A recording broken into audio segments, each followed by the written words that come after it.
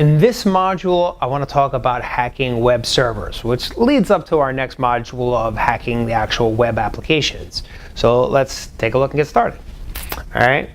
So first thing is to understand the landscape of what happens out on the wild, wild web. All right. Product line.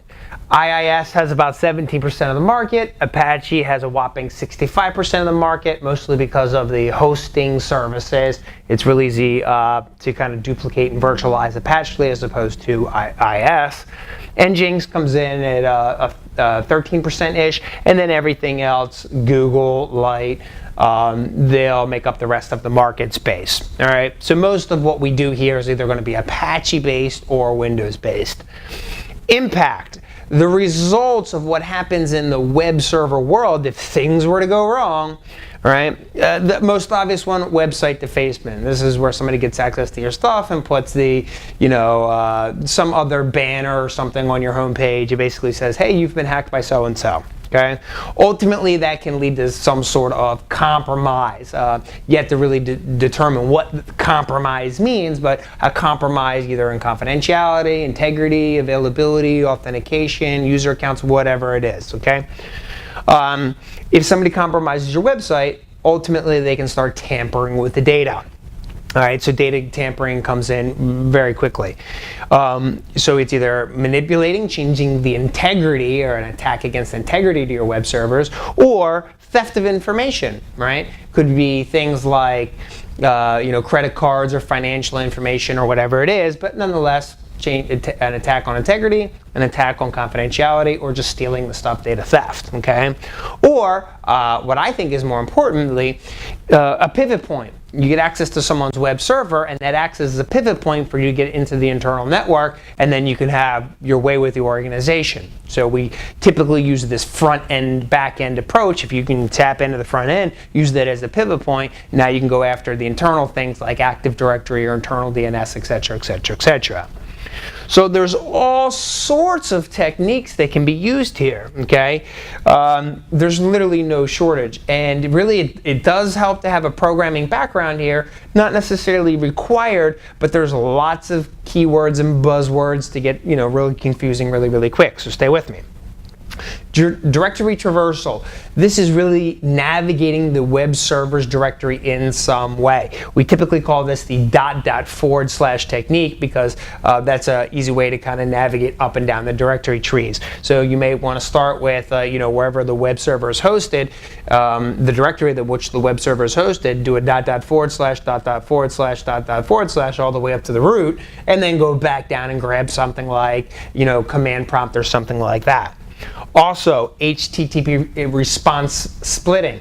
This is where the attacker sends code either to the client or the web server, but nonetheless it has to go to the web server, and you send multiple requests to the web server, and then you get multiple requests back. So it's forcing the web server to basically send multiple responses back, in which the attacker or the penetration tester can then take advantage of.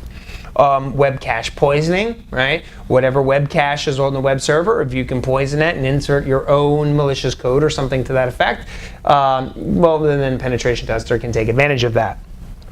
SSH brute force, okay?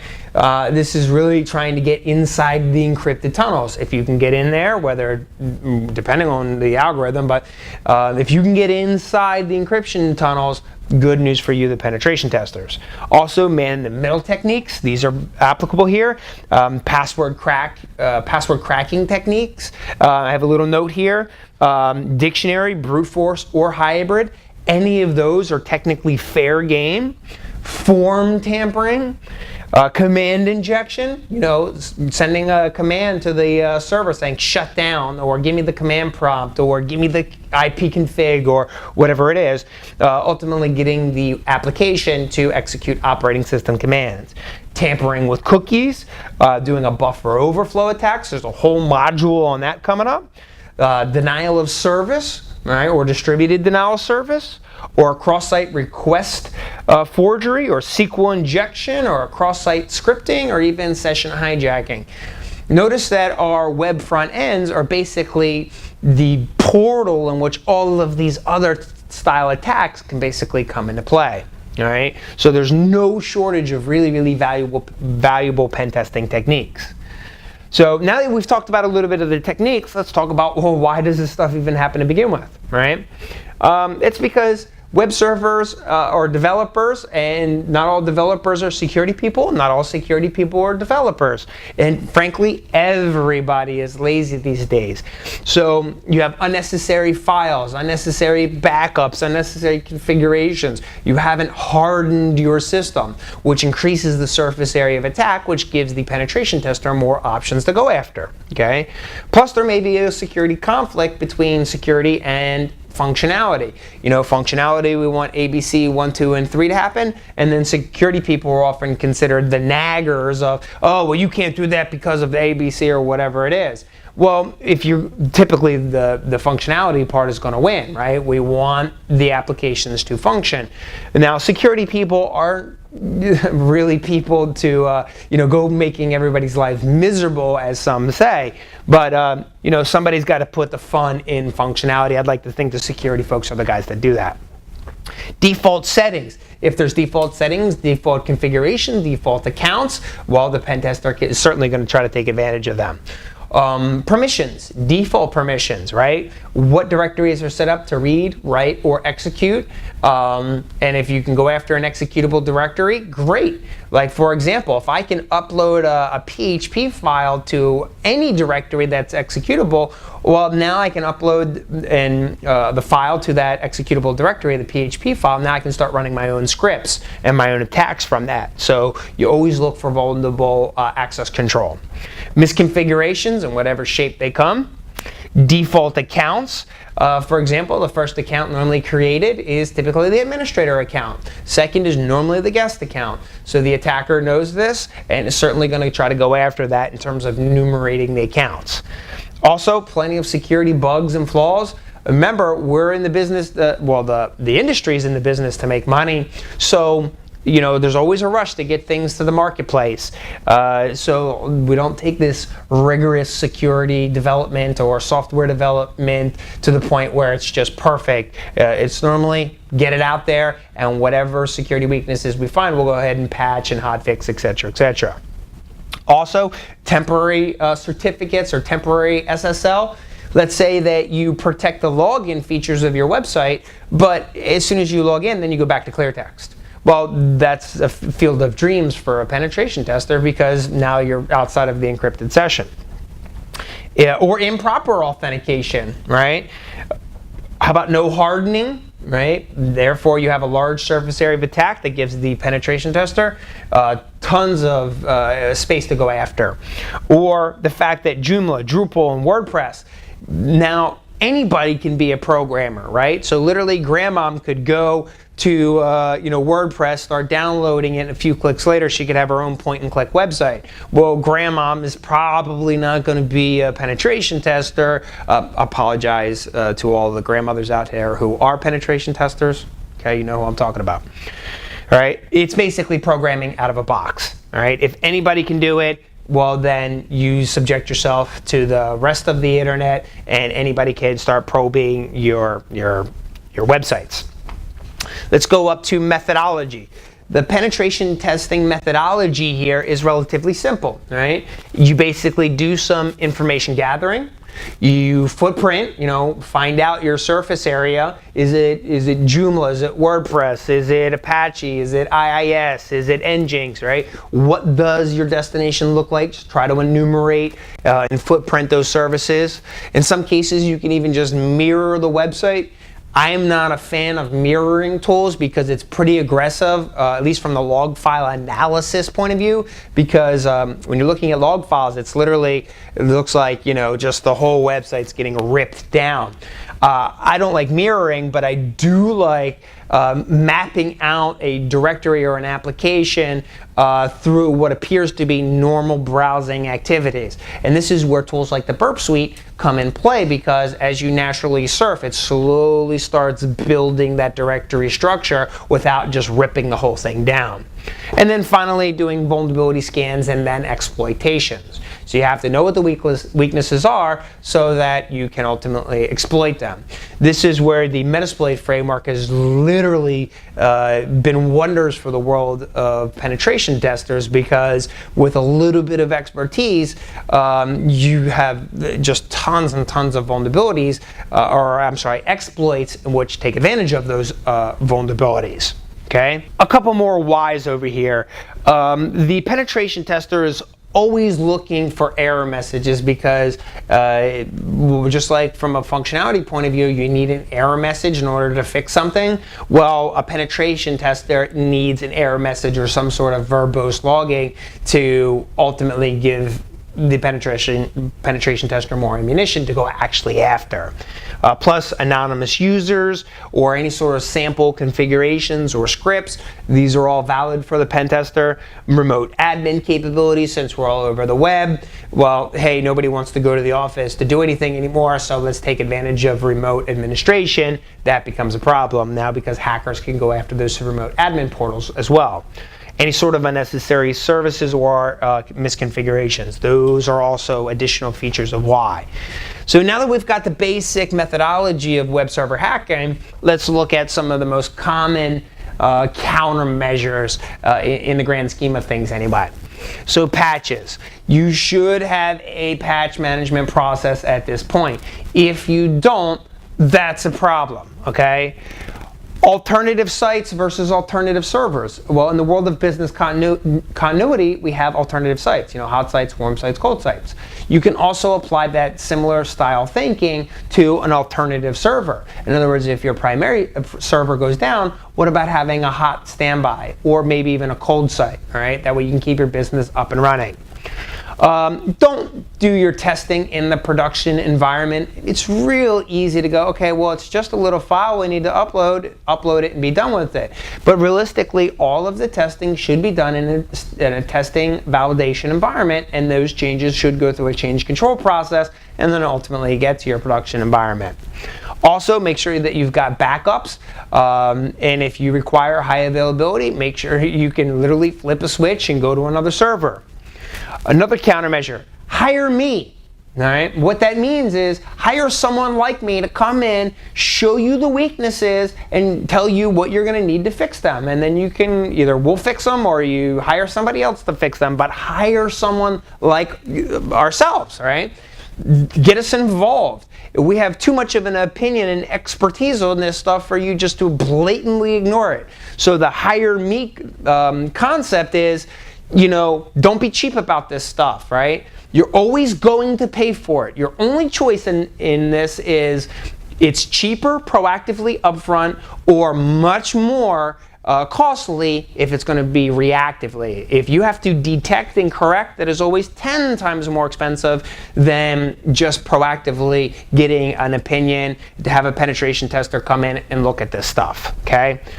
Good protocol analysis. If you're using things like SMTP, POP3, IMAP, monitor that stuff. If you're using directory services like LDAP or Active Directory, monitor it.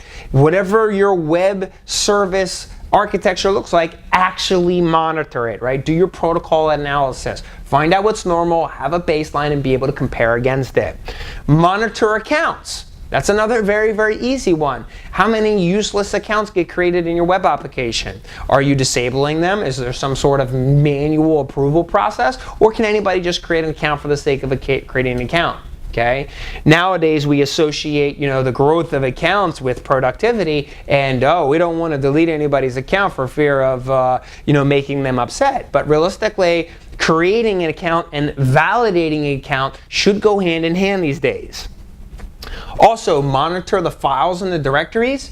You may see a file uploaded to a website, but an exploit might happen 2 and 3 months later. They're just uploading the file to the website to see if anybody's looking. All right? It's kind of like breaking into a house. You might break in, be able to pick the lock. Well, that might not be the best time to actually go rip out the TV set out of the house. You might want to just get access to the house and then come back a month later when the people are on vacation and then take the TV, all right? Using an analogy from the physical world. Okay, encryption. Encryption, encryption, encryption. You can never encrypt enough. At the network layer with IPsec or some equivalent, or at the application layer, SSL, TLS, or some equivalent, especially application layer encryption. Use good architecture, right? One of the things that happens in the home environment is it's really easy on a Linksys router to go ahead and move something virtually from the inside of your network to out on the DMZ by a click of a button inside in your Linksys home router. Well, that obviously, if you're doing something out of your home, that may be applicable, but you're certainly just at a click of a button putting that whole server right out on the internet. Well, you wouldn't want to take that same approach in the corporate environment. That'd be the equivalent of like putting your security database right out on the internet, at a click of a button. Have a good architecture. Separate your presentation, your application, and your data into 3 separate zones, and monitor that with firewalls and intrusion detection, and et cetera, et cetera, et cetera. So use good architecture, not just your classic, academic DMZ picture, okay? Actually separate it out. There's plenty of good resources if you actually want to know what good architecture looks like.